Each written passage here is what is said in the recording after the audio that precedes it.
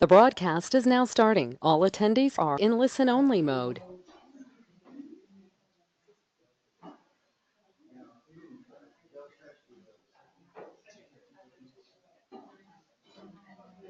Well, good morning. Let's get started. So welcome to the Friday morning medical conference. It's sponsored by Western Montana AHEC. I'm Dr. David Lechner. I'm the Chief Medical Officer and President for the Community Physicians Group here in CMC in Missoula. We're happy to have Dr. Bill Huval here today to talk about our advanced wound care and hyperbaric therapies, hyperbaric oxygen therapies we offer here in Missoula. So Community Medical Center's Wound Healing and Hyperbaric Center offers Western Montana a new kind of wound healing called hyperbaric oxygen therapy. This has been available in the greater region, but not here in Missoula until recently. Hyperbaric oxygen therapy pumps 100% pure oxygen into the total body chamber and optimizes the body's own ability to heal wounds. The Wound Center is led by Dr. Bill Huval, who I've had the pleasure of knowing for many years. He completed his Bachelor of Science degree in medical school from Louisiana State University and still has a bit of the accent to go with that, despite not having lived there for a number of years. Did his surgical residency internship in Boston University Medical Center and fellowship training in colorectal surgery from the University of Texas.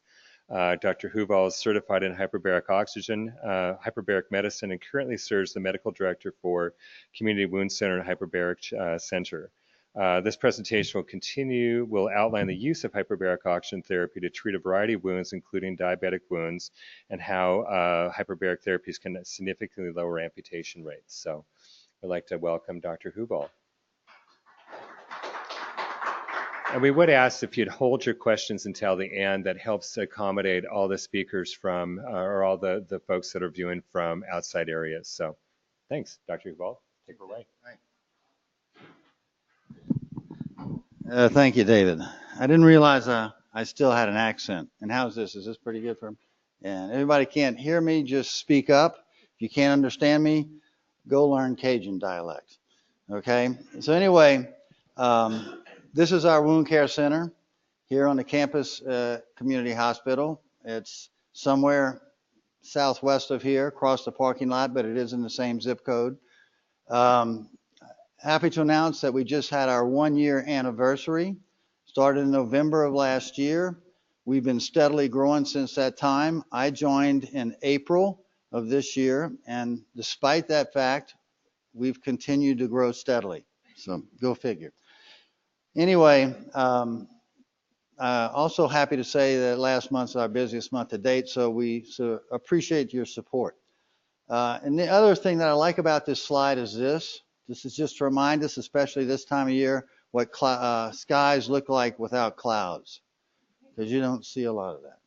So anyway, this to start off with, somewhat busy slide, but this is just to depict when chronic wounds, we're talking about chronic wounds, these are wounds over 30 days, that it's a big problem. A lot of people suffer from this, and it's also a very expensive problem. That it's estimated over $55 billion spent yearly in lost revenues and in treating this disorder. So it's a very expensive proposition, very common problem nowadays. And there's been, and just to talk a little bit about wound care in general, been a big change in wound care over the past 20 years. A lot of advances in methodology and materials.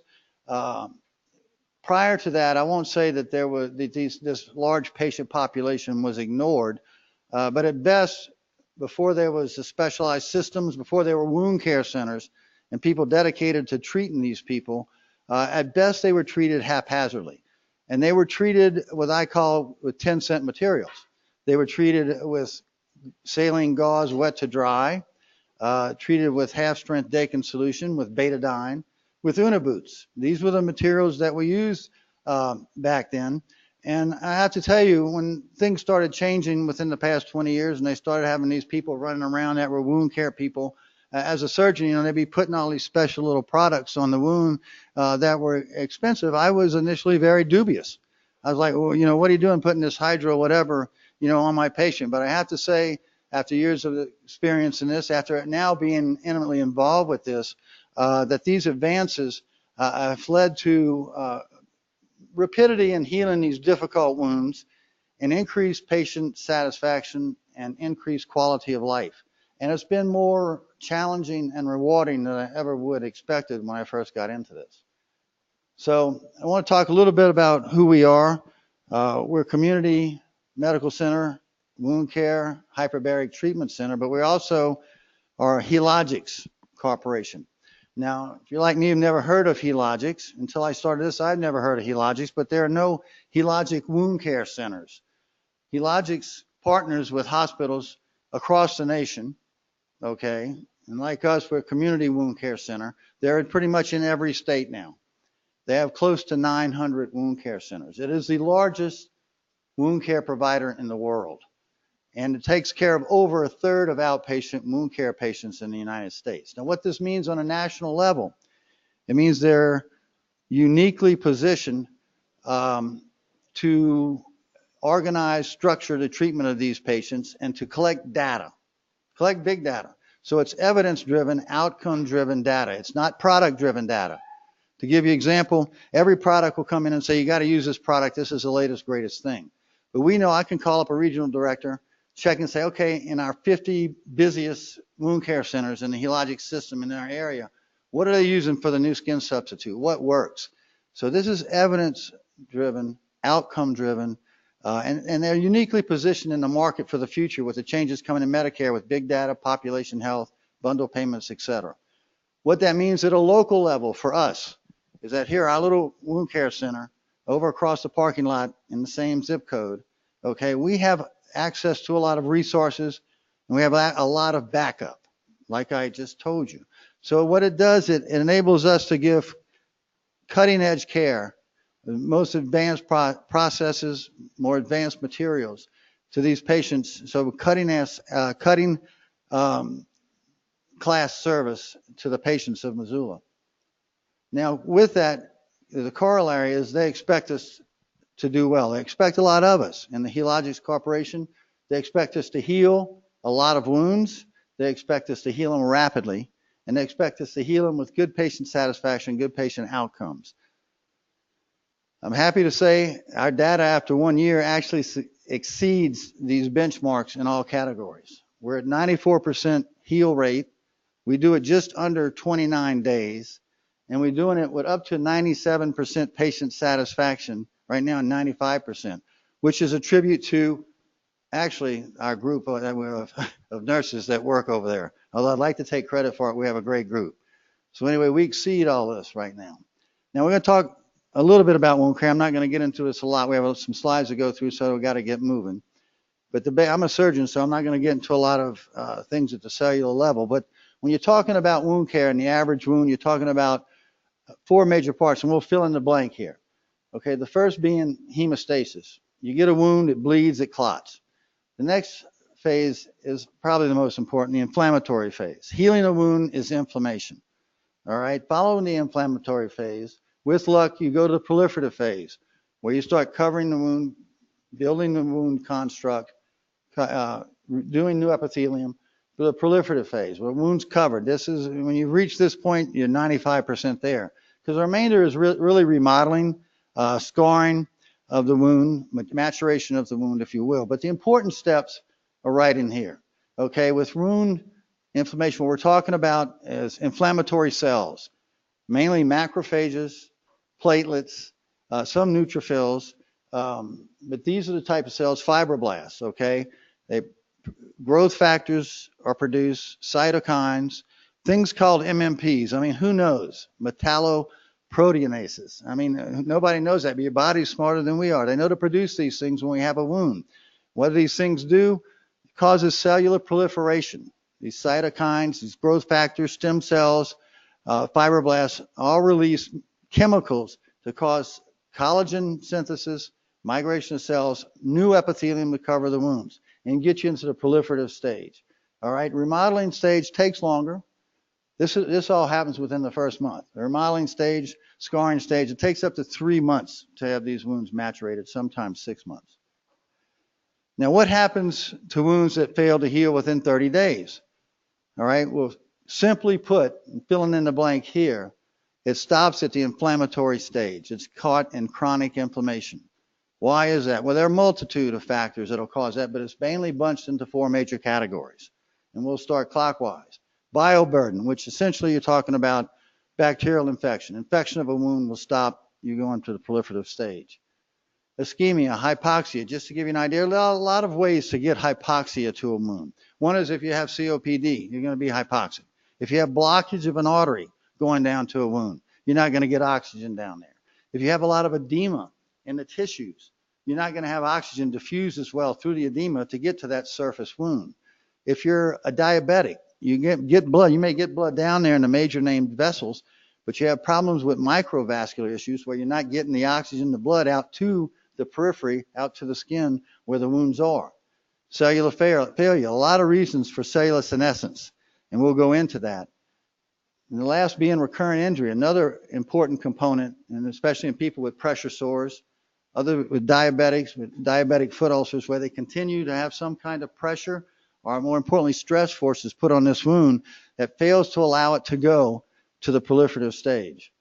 Now, as I mentioned, there are a lot of different things to consider, but our job at the Wound Care Center is to say, okay, out of all these things going on, what is causing this patient not to heal this wound? That's our job. That's our job in healing chronic wounds. And we have a process for doing this. The first thing we consider when a patient comes into the office is blood flow down to that wound. We'll look at the wound, we'll palpate for pulses. Okay, we do ABIs, ankle brachial indexes, to see if there's any potential blockage along the way. Lately, soon we're also going to have the ability also to do transcutaneous oxygen monitoring. And this takes it a step further where you can actually measure the oxygen tension at the surface in the area of that wound to see if there's hypoxia. You may have a palpable pulse and still have hypoxia into that area, okay, for all the reasons that I've mentioned. Anything under 40 millimeters of mercury of oxygen tension at the skin level is hypoxic. When we have somebody, we feel like they have an arterial issue, a blood flow issue, we're very aggressive in sending these people to invasive cardiology here, places to open up those vessels if possible, to get blood down there. That's the first thing we do. We've had a lot of support from our invasive cardiologists here, and we're very aggressive about this. And following this, we get blood flow there. That's the first thing. Second thing is, well, look at this. This is cleaning up a wound. These are dirty wounds. This is where I love this. I'm a surgeon, right? Well, I don't love it, but I love it. Come on, I love it. Okay, give me a curette, give me a knife, give me a forceps. I'm going after this wound, okay? Because you want to clean all this bioburden, this fibrin, this slough, these bacterial off of it, this necrotic tissue, all this dead tissue. It acts as a barrier for all these growth factors, for all these stem cells moving in there, okay? This is a wall, a barrier. So you want to get this to a clean granulating base. Okay, next, after you've done that, the next thing to consider is infection. All right, infection can be tough in this patient population. Now, obviously, you have acute wound. Some people you'll see they have an obvious severe cellulitis, blistering, pus draining from the wound. Those are easy to diagnose. A lot of times in these chronic hypoxic wounds, it's very indolent, not so easy to diagnose. We look for certain signs like increased pain in the wound, increased drainage from the wound, a foul odor coming from the wound, sometimes very subtle signs to let us know there's a clinically significant infection going on. All right. Another thing that we consider with infection is all these wounds have colonization, which is different than deep tissue infection.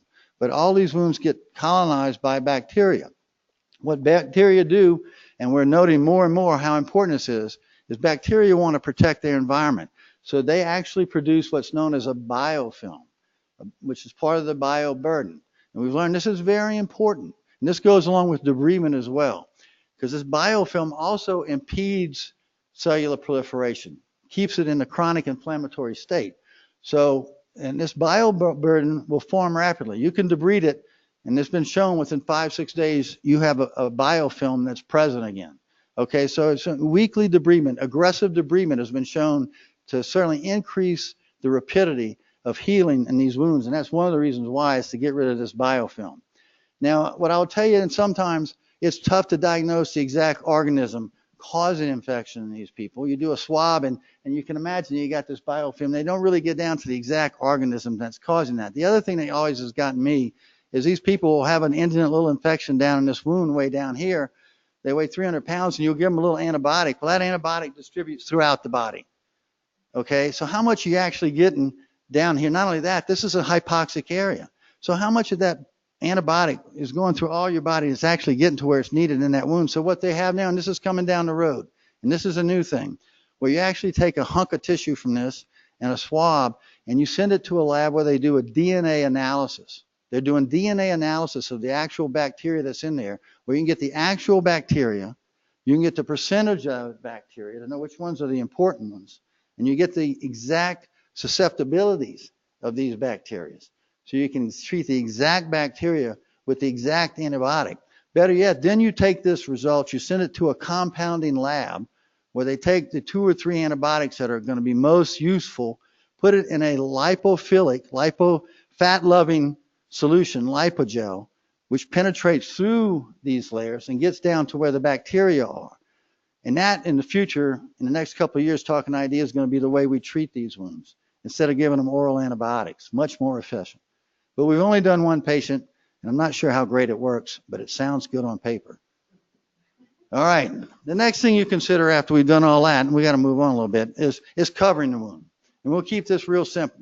The wound environment, okay? And this is an important part, not the most important part, but an important part, because you want a good wound environment. You don't want a wound too moist. You don't want a wound too dry. Okay, so what you do, if a wound is too dry, it'll hide some bacteria under a hard little eschar. You want to put someone there like hydrogel or meta-honey, okay, to soften that up, clean it up. You don't want a wound too moist. You get a wound too moist, it'll get macerated. Any new epithelium come along will literally just get washed off. So you want to put some hydrofiber in there. You want to put something like calcium alginate, which is seaweed. So more and more, I got to tell you, I have all these fancy, expensive products, and we're really using some of nature's best products. We use honey and seaweed on a lot of these patients, depending on what the wound looks like, and it works great. The other thing just to mention is, we're not going to get much into it, is negative wound pressure, wound vacs. And in certain wounds, and you know which wounds, that you put big, dirty, deep wounds where you can put a wound vac in, get bacteria out of there, get to a nice, clean granulating base with angiogenesis. And so we use wound vacs very often in our setting. And after you've got the wound covered, I'm adding on this, I've kind of put in early. This is skin substitutes. And this is getting to be, in our practice as well, something we do earlier and earlier. And I consider this as part of covering the wound. That's why I'm putting it here. And we're talking about skin substitutes. They're somewhat expensive, but I can tell you after using them somewhat that they increase the rate of healing these wounds significantly.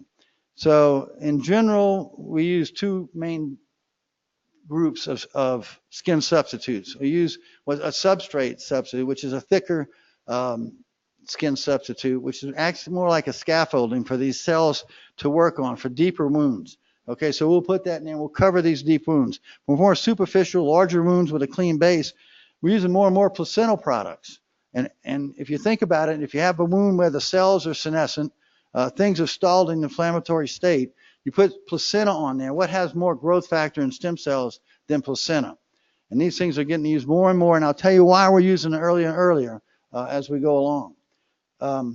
This slide I like, forget the summary part, but it has to do with edema control, but I like it too because I was the model here in this slide. Just teasing. I really wasn't. But anyway, going on. We talk about compression, and I can tell you, we're talking about any wound from the knee down and including the ankle. And when I talk about edema and compression therapy, we kind of bunch in generalized edema, but also talking about venous insufficiency and venous edema as well. And I can tell you, regardless of the etiology, most of these wounds that are in this area, well, 70% of them are usually venous stasis in nature anyway. But if you bump against a dishwasher or a dog bites you and you get a wound in that area, I can tell you in our patient population, especially the older patients, even if you don't have skin changes for venous stasis, even if you don't have the brawny edema or the hemosiderin staining or the lipodermatosclerosis, these patients have some mild degree of venous insufficiency. So if you really want to heal any wound in this lower area, you want to consider aggressive compression therapy as well to get these things healed rapidly. And that's also where ABIs come in, where from a vascular standpoint, you want to make sure they have adequate ABIs. If you're going to use aggressive compression therapy with short stretch fiber therapy, which is pretty tight, you want to make sure they have adequate blood flow down there. Now this is offloading, more related to diabetic foot ulcers, but offloading. One of the cardinal sayings in advanced wound care, sometimes it's not so much what you put on a wound to cover it, but what you take off a wound, meaning the pressure on some of these wounds. You can get a diabetic with a foot ulcer on the plantar aspect that's taken months to heal. And I can tell you, and I've seen, well, to go back, just a word about these walking boots. They work well, but even this, I see people come in walking boots and they have plantar ulcers, and there's still evidence that there's a lot of pressure there. There's still a lot of callus in the area. There's still skin motion. There's still epibole or building up of the skin around there, letting you know that there's pressure on that wound, even with these walker boots. So when we're talking about offloading in our clinic, we're talking about casting a patient, putting what we call a total contact cast. Takes the pressure off the foot, distributes it up the leg. You can get these diabetic foot ulcers that have been there for months. You put them in a cast, you take the pressure off, and within a month it's healed. Now, you've done all this other stuff, you still have to consider the patient as a whole. And a perfect example of that is malnutrition. And that's what fills this box here, malnutrition. Okay, in our patient population, with the plegic population, with the older population, just released from the hospital population, malnutrition is underdiagnosed. We're very aggressive about diagnosing malnutrition, and we work with our nutrition therapy people here. We get a consult, they come over, they see our patients, they do diabetic training as well. We're very aggressive about this. We try and get over 100 grams of protein in these people every day. Protein is very important when healing these chronic wounds. Also, aside to this is diabetic patients and controlling their blood sugar. Because we know patients that are hyperglycemic, uncontrolled blood sugar, hemoglobin A1C is above 10, they have poor wound healing. They won't get into the proliferative stage. They will stay in the inflammatory stage. So you want to control blood sugars. You want to control malnourishment. All right, now getting into hyperbaric oxygen therapy. We're not going to go a lot into this, in the science or physiology behind it, but let's just suffice it to say that, as Dr. Lecter said, it's 100% oxygen under pressure. That's simply put, that's what hyperbaric oxygen is. And the first thing that you can say is, well, that's going to help hypoxia, and you're right. That's it, an important component of hyperbaric oxygen therapy, but it's not the whole thing. Now, when you're talking about hyperbaric oxygen therapy, just a little bit about, you're talking about gas laws, okay? So what you're doing, you're talking about two gas laws, and we'll keep it simple. Boyle's law and Henry's law. These are the two main gas laws that we work off of. What's Boyle's law? Boyle's law is saying that pressure and volume is inversely proportional when it comes to gases. Meaning if you increase the pressure, you're going to reduce the volume of a gas.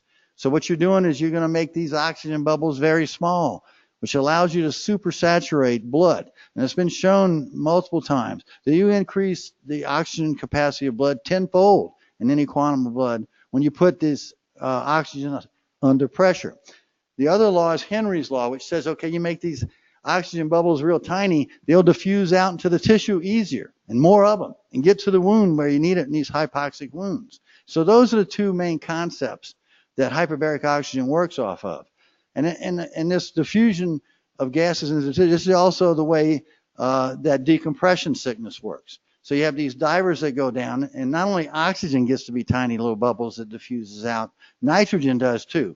And it gets out into these tissues. And when these divers come up from deep depths, okay, you need to give time when you're coming up and decompressing and you're decreasing the pressure for these oxygen bubbles to diffuse back into the bloodstream. And if you don't give it adequate time, these nitrogen bubbles will all of a sudden expand, and they'll expand before they get back into the bloodstream. And nitrogen does not do well in muscle tissue.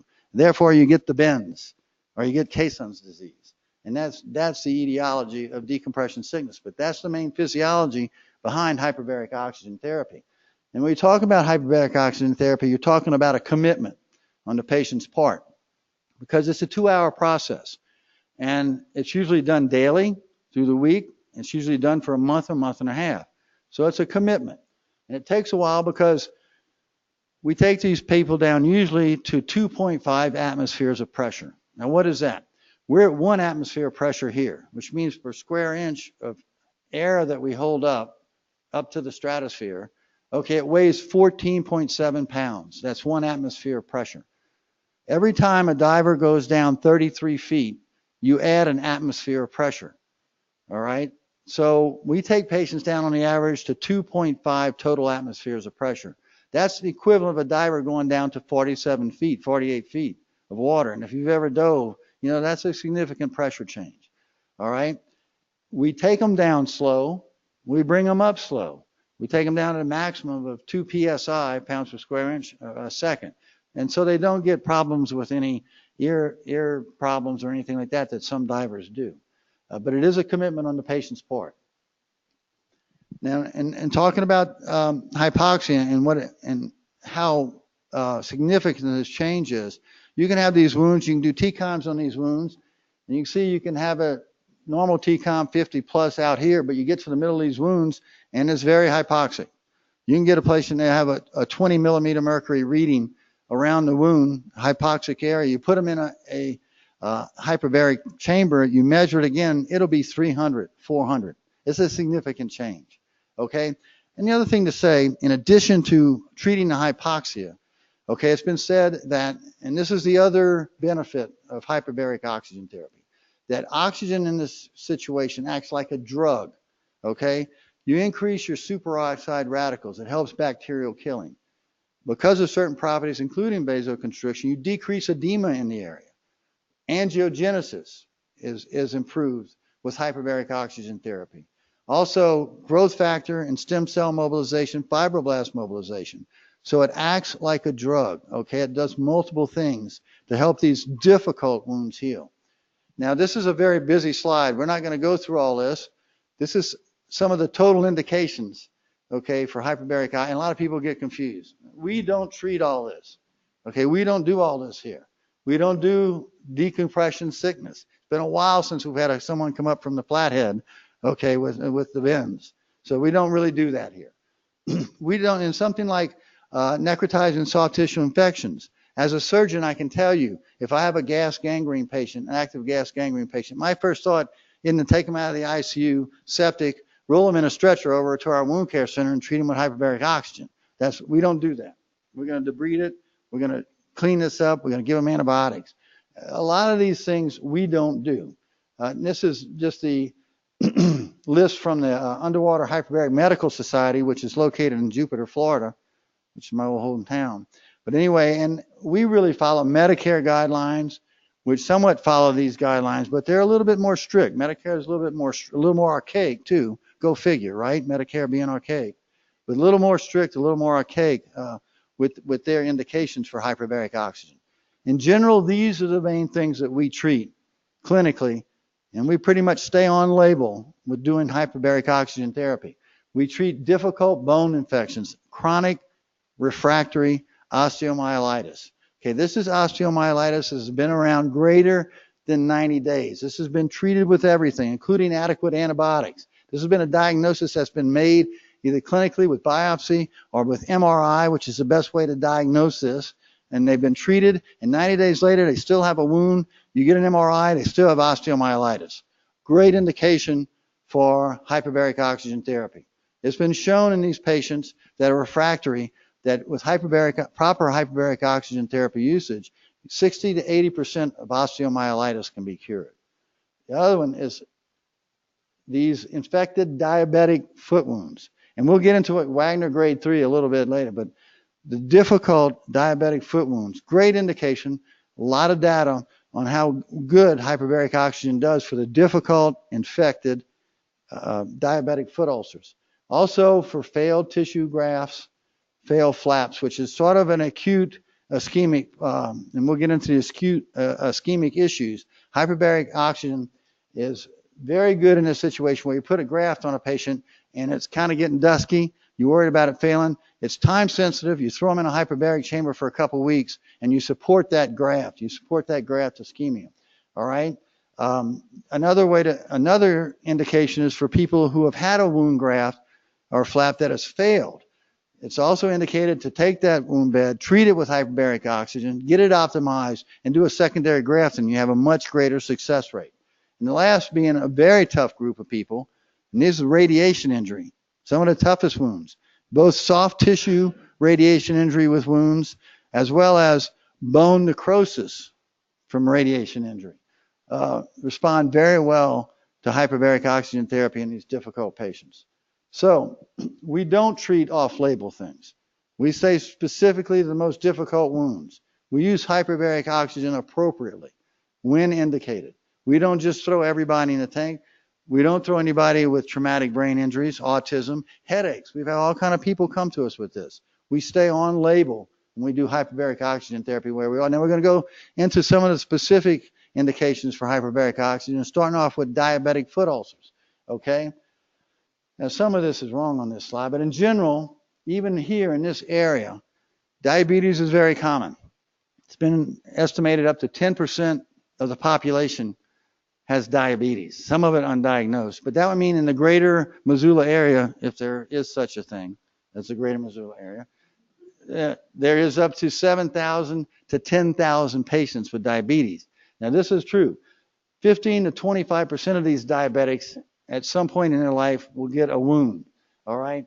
Of that, and this is wrong, that means probably 1,500 to 2,000 of these patients, that's supposed to be down here, but up to 1,500 to 2,000 of these patients are going to get foot wounds. And this is conservative right here. People that get foot wounds, 13, and some up to almost 30% of these patients, if untreated, will go into amputation. Why is that significant? Well, look at this. Following amputation, there's a 50%, multiple studies showing this. Following amputation is a 50% 5-year mortality. Okay, that's significant. Now, in America, that goes to 1,200 amputations yearly for diabetics. Weekly, does that say weekly? Weekly, yes, weekly. Weekly. That's how significant this problem is. You have to be aggressive with these people. And this is where we're getting with advanced wound care. This slide amazes me.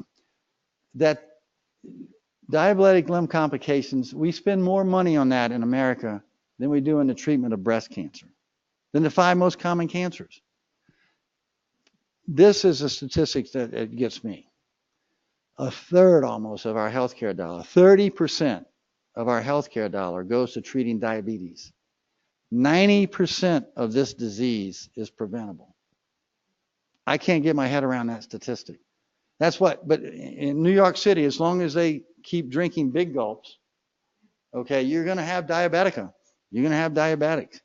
Okay, but that's an amazing statistic in this day and age, and that's a whole discussion unto itself about the money spent with diabetic care. Now we're going to go quickly into the pathophysiology of diabetic foot ulcers. They have neuropathies. They can't feel. I like this. They always show them stepping on a nail or a tack. Okay, I've seen this 2 or 3 times where a diabetic has stepped on a rusty nail or something. It's not pretty. All of these people that I've seen, a couple of people have come to major amputations in my care because of gas gangrene. Don't see this. More often what you see is a more subtle thing. The shoes don't fit well. They don't get orthotics. They rub it against something. They don't feel it. They get a chronic callus, which ultimately becomes a diabetic foot ulcer. All right. And then again, this is the Wagner class. This is how people archaically classify, but we still do because of Medicare standards, classify these things with a Wagner system. And we're really looking at the 2 and 3, grade 2 and 3. These are the deeper wounds that involve support structures, tendons, bones. And really what a Wagner grade 3 is, this is important for us because by Medicare criteria, these are people that are candidates for hyperbaric therapy. But these are just Wagner grade 2s that have had infections. Infections involving deep bones, osteomyelitis, involving muscle and tendons. Okay, and these are the people we consider for treatment. Now, this is an important slide, and I was telling you, we're using the skin substitutes earlier and earlier. We're getting more aggressive with these people, and this is data specific to diabetic foot ulcers, but it's amazing data, okay, and it's been proven several times. Okay, in 4 weeks, 1 month of getting these patients, if you have greater than 50% healing of that wound within a month, you go on to heal in a relatively short period of 60% of those patients. You'll heal them, okay? If you get less than 50% of healing within the first month, these patients don't heal. At 12 weeks, 9% have healed. That's why I'm telling you, we're aggressive with putting skin substitutes on these people. We're aggressive about considering hyperbaric oxygen. When you get a diabetic foot ulcer nowadays, in this day and age, you be aggressive with it. You get it to a wound care center, and you get on these people for this data alone. Okay, and this just goes to show you treatments we do. We're very aggressive with it. Skin substitutes, hyperbaric oxygen chambers, Vicky's Mercedes here. Okay. And this, again, is just to reiterate what Wagner grade 3 is. It's deep infections. This gentleman's probably going to lose this toe either way. He's already lost a toe. But these indolent, non-healing, deep infections of diabetics, these are patients that respond well to hyperbaric treatment. Multiple studies. Well, again, though, just to say real quick, we don't just get a diabetic foot ulcer and throw it into the hyperbaric chamber. By Medicare criteria, and actually what you should do for patients is you try to heal these things. You do everything possible. Okay, vascular assessment, debridement, malnourishment, you correct. You keep their blood sugars intact. You treat the infection. You do all this first. Well, we're talking about the patients that we've done all the due diligence. We've gone through this whole process. This is over a month, and they're still sitting there with a bone infection, a big bad diabetic foot ulcer. Okay, these are the people, okay, that we consider for hyperbaric oxygen therapy. All right, and multiple studies and showing the benefit of hyperbaric oxygen in this group of patients. In general, to sum them up, close to 30% of these patients come to amputation without treatment. Hyperbaric treatment reduces that to below 10%. And there have been some criticism recently that some of these trials have had poor methods. But in general, most of these trials have come up with the same thing, that it dramatically decreases the amputation rate in this patient population. There's a multi-center trial going on right now, supposedly with solid methodology, that's supposed to answer this question once and for all in the next couple of years.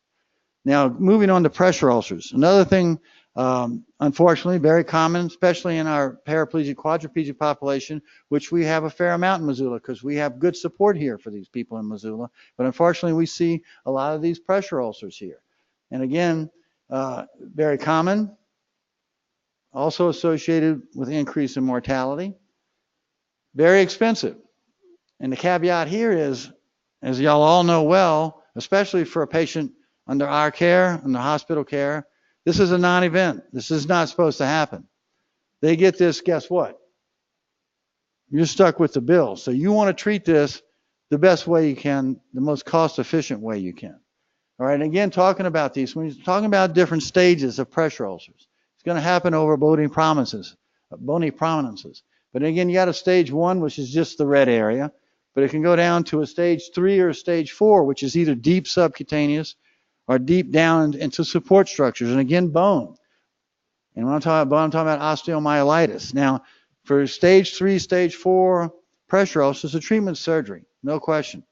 But if you treat these patients, especially with underlying osteomyelitis, and you do a flap on these people, there's a huge incidence of recurrence. It's a 60, 70% recurrence, especially with the osteo. So you want to get these wounds optimized before that surgeon goes in there to do his flap. So this brings in now this, okay, hyperbaric for infected wounds. I kind of just had it, again, necrotizing soft tissue infections, gas gangrene. We don't really do that.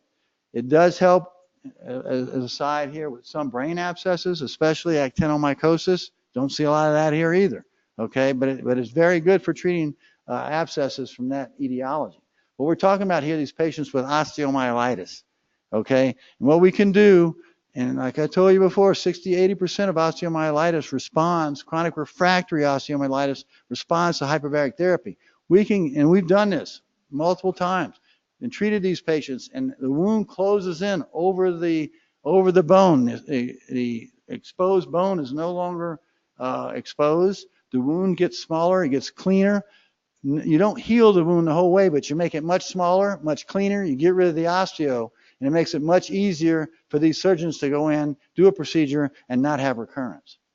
And osteomyelitis, again, one of the ways this works is getting oxygen into these very hypoxic bone spaces. And the other thing is that what I told before, stem cell mobilization in the bone marrow has been shown. Okay, so it's very effective in chronic osteomyelitis. Moving on to another group of people that it affects. And I was talking to you earlier, this is radiation, soft tissue radiation injury, chronic soft tissue radiation injury. You can see in a radiated field, something like that's going to scare the heck out of you. It scares the heck out of me, okay? And these things are harder than anything to heal.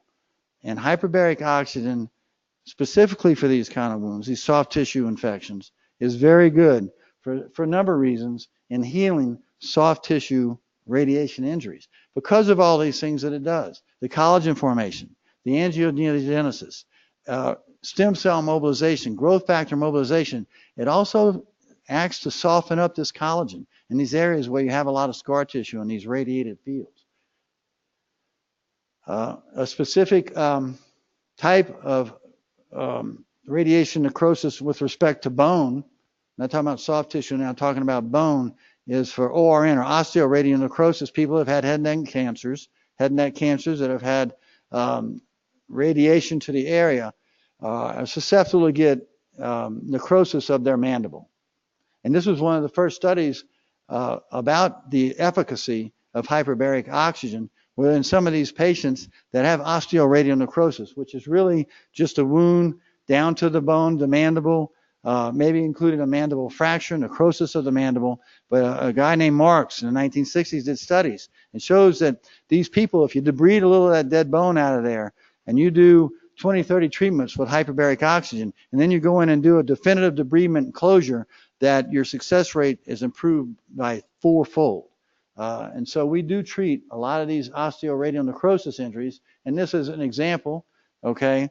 Now, a little caveat here. We get a lot from dentists in the area of patients that have had radiation therapy for head and neck cancer, and they're getting ready, and they're having tooth issues or whatever, and they want to pull a tooth. And so they want us to prophylactically treat these people with radiation, with hyperbaric oxygen, rather, so they can go ahead and pull the tooth safely. Well, Medicare, for being Medicare, for some reason, does not cover that, which seems a perfect indication, but it will not cover prophylactic treatment for osteoradionecrosis. Some of the local or private carriers will, but that's just a caveat. But if you have the diagnosis of osteoradionecrosis and you want to heal it, hyperbaric oxygen is a very good tool for that. Another soft tissue injury is radiation cystitis. We have a patient we're starting right now with severe radiation cystitis. It's very good for this. It's very good for radiation cystitis, for proctitis. But here we go again. Medicare will cover cystitis, usually without a problem. They sometimes are very reluctant to treat radiation proctitis. Go figure, but it works amazingly well. It'll get this to normal looking mucosa within a month and a half. Now, when we talk about arterial disease, which you think hyperbaric oxygen would be a great tool, great modality to treat, right? We're talking about hypoxia or arterial issues. Well, there are only certain arterial issues that we do treat. In other words, something like this. Black tissue, we're not going to bring back with a sledgehammer or a hyperbaric chamber. You're not going to bring that back. What we're talking about is acute arterial insufficiency in certain areas where you have dusky tissue. We have the tissue that hasn't declared whether it's viable or whether it's gangrenous. This is where we help. And a perfect example is someone like frostbite, who we just treated, who had some blackness at the tip of his fingers, but also had duskiness involving a lot of his digits. Well, it's time sensitive. You want to do it within a week or two, but you throw them in the chamber and you treat them a couple of weeks, and it helps that duskiness. And it helps this gentleman too. Okay, and those are the kind of people that we treat. These people that this tissue is on the edge between viability and turning into gangrene, such as in compartment syndromes. If you have someone who has acute arterial injury, you get compartment syndromes, you do a fasciotomy, open it up, relieve the pressure there, but the patient continues to have ongoing symptoms, pain, nerve issues, residual neuropathies, and you look in there and you see the muscle is a little dusky, and you're not sure which way this is going. Perfect patient to throw into a hyper. We don't throw them into the chamber. And they don't really dive. Those are just like cool terms we like to use. Anyway, So, but we throw them into the chamber, and it really helps this group of people. All right, two other acute arterial situations that are kind of specific that hyperbaric oxygen has been proven to be efficacious in. The one is central retinal artery occlusion, and certainly the ophthalmologists know this. Okay, that if it's, again, these two are time sensitive, but you get them, you put them in the hyperbaric chamber, and it helps that, as well as idiopathic sensorineural hearing loss, which is really ischemia to the middle ear. And for those two specific things, hyperbaric oxygen is also very efficacious.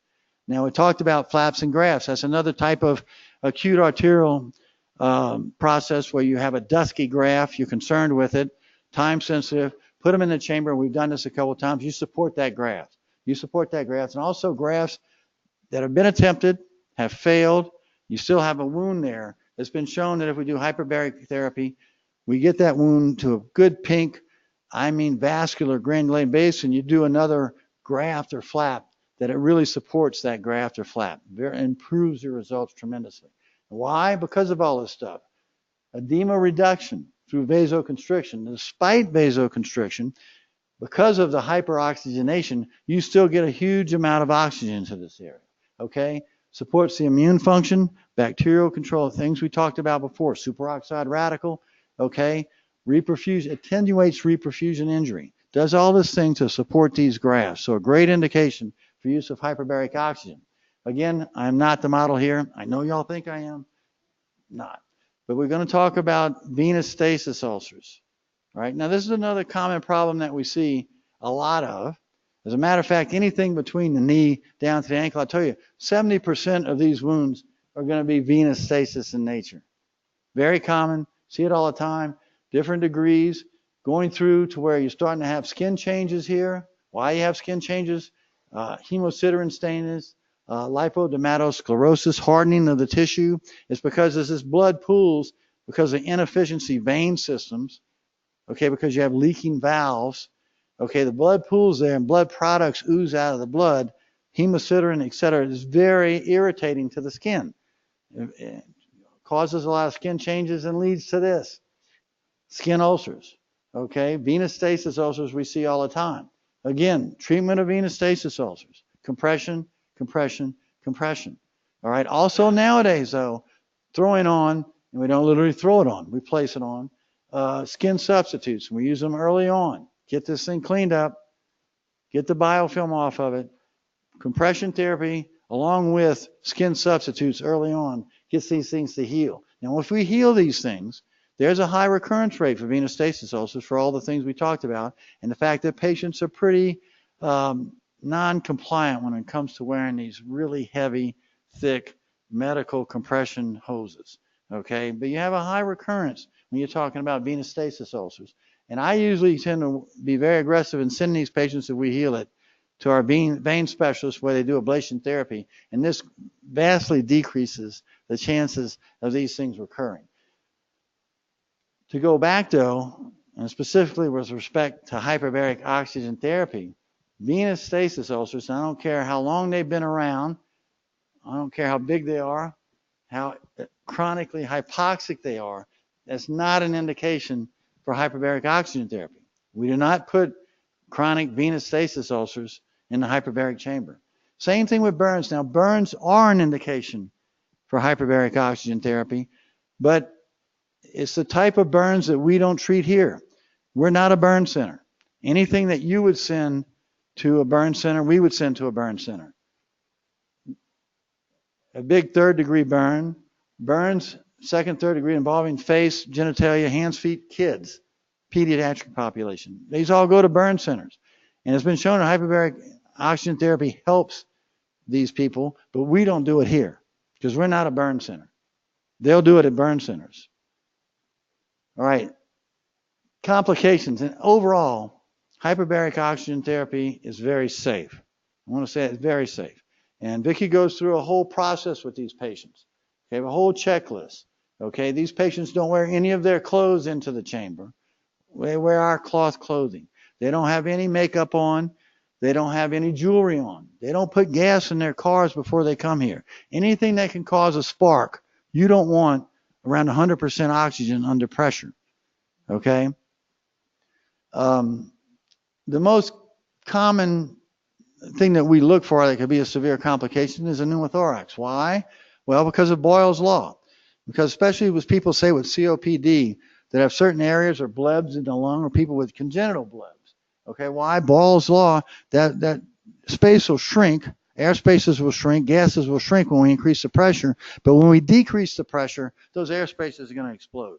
Okay, so you always have the potential in some patients that have had pneumothoraces before, or in some patients with severe COPD where you think they might have unventilated areas of the lung, you have to be cautious.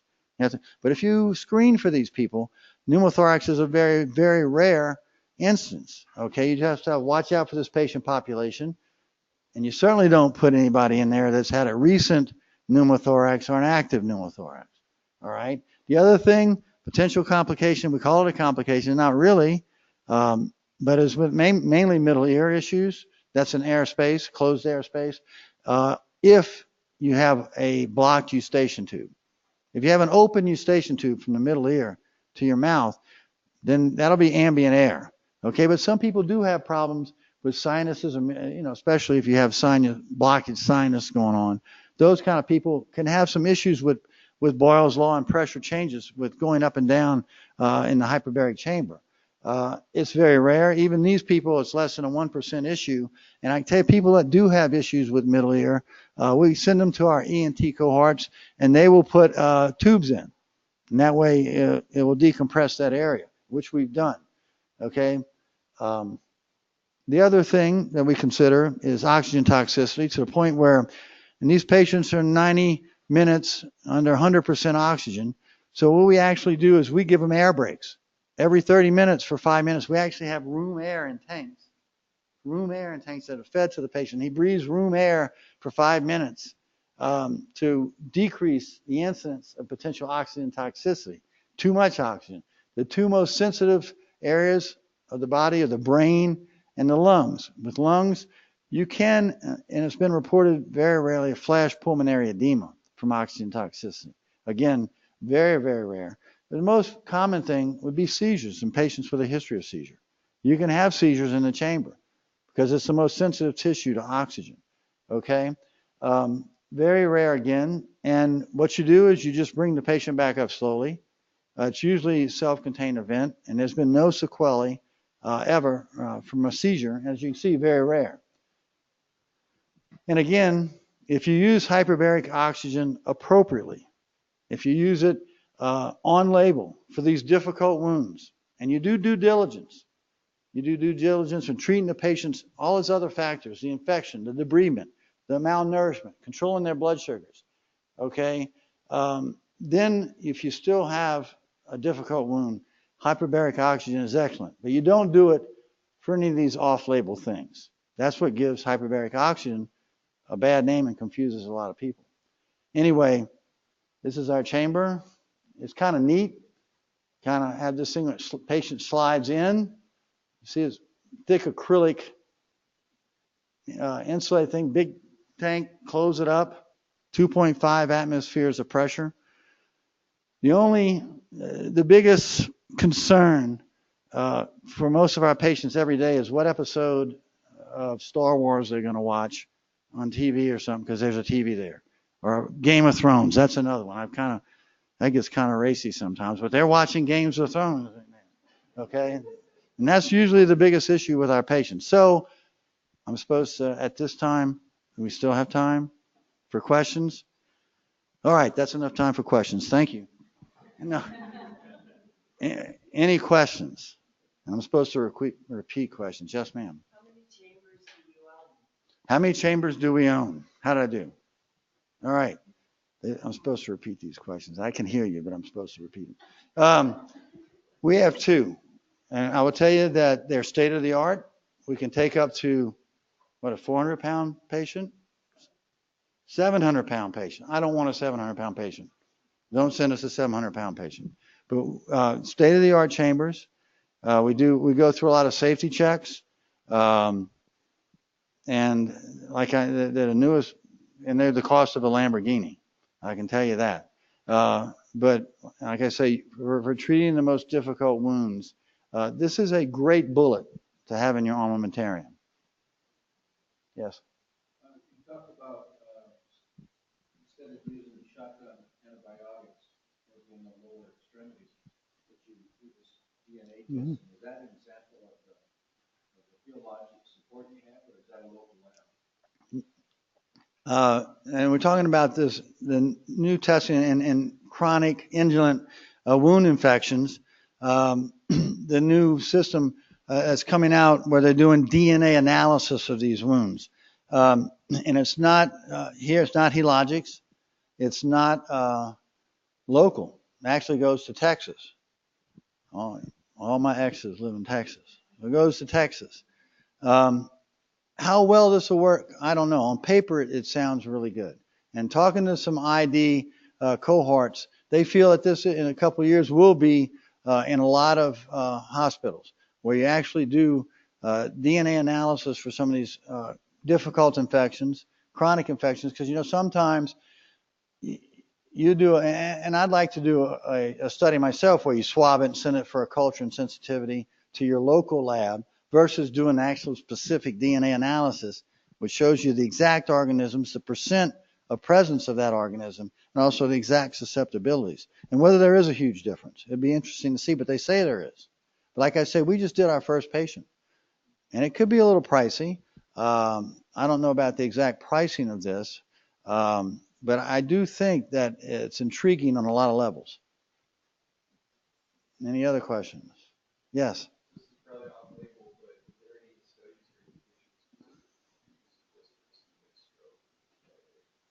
Been studied. The question is use hyperbaric oxygen therapy in an acute stroke situation. I have not personally read into that. I know it's used for some traumatic brain injuries in some instances but I don't know if there's any solid hard data. And so we certainly don't. It is off label. And we don't do that. No, we don't. And I'd be honest with you, I don't know any data to tell you that I could say that it really is solid data that shows that this helps. I'd be afraid to do it in a way. Because it is some stress involved. Yes.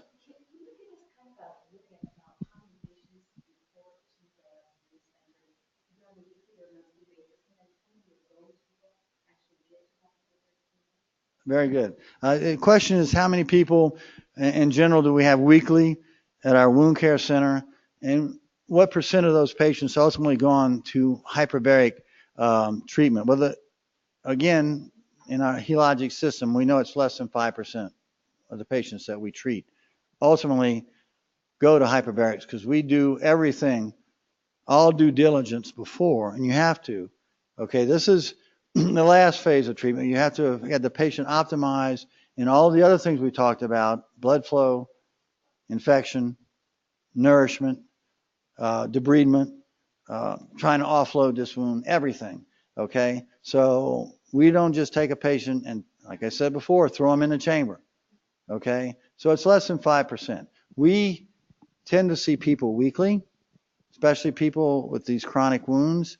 There's good data to support if you stay on top of these wounds, if you do debridement every week, get that biofilm off of there, start putting these advanced skin substitutes on there, at a month, you have 50% healing. So you're looking at a patient that in 12 weeks is going to be healed. Good chance that patient's healed. As opposed to at a month, looking at the same wound and knowing that there's under a 10% chance this thing's going to be healed throughout the whole summer. So we're becoming more and more aggressive. And from a cost-effective standpoint, you can imagine if you sit there and treat a wound haphazardly for a year, that's expensive. If you can heal a wound within 8 weeks, 4 weeks even, that is cost-effective.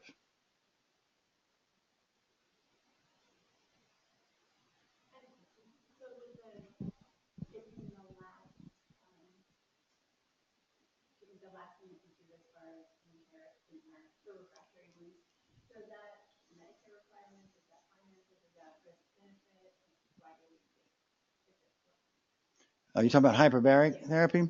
Well, well, kind of a good question, but as part of Medicare requirements. But then again, a lot of wounds will heal if you do due diligence. If you do all those things, then most wounds will heal. Again, our Medicare is somewhat archaic, and because there are a lot of other wounds I'd like to throw in there that I really think are hypoxic, and this could probably help heal these wounds. But they're very specific in what we can put in there as far as what they will cover. But no, you do want to give these wounds a chance to heal by treating antibiotics, by doing the debridement, by doing the offloading. You'll heal a lot of them. But these are the ones that fail to heal.